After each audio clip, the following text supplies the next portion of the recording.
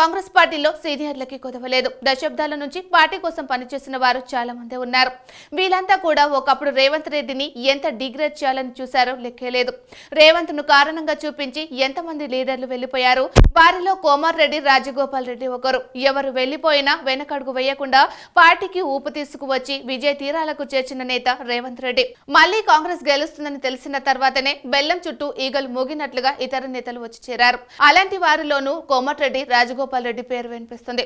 పదవి తప్పితే ఆయనకు మరో రాజకీయం తెలియదు. అందుకోసమే కూర్చున్న కొమ్మను కూడా నరుక్కుంటున్నాడు. రేవంత్ రెడ్డి సీఎంగా పాతుకుపోతే అది కాంగ్రెస్ పార్టీకి, అందులో లీడర్ గా ఉన్న ఆయనకు మేలు జరుగుతుంది. కానీ తన సామర్థ్యానికి మించిన పదవుల కోసం ఆశలు పడుతూ సొంత పార్టీలో కుంపట్లు పెట్టుకుంటూ పోతే ఏం వస్తుంది? కోమటిరెడ్డి, రాజగోపాల్ రెడ్డి మాత్రం అదే దారిలో వెళ్తున్నారు.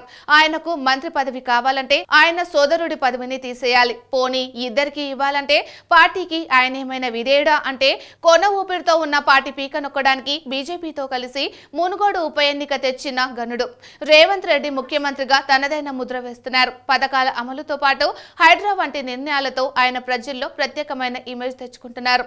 మిగతా వారు ఆయనకు దూరంగా ఉండిపోతున్నారు.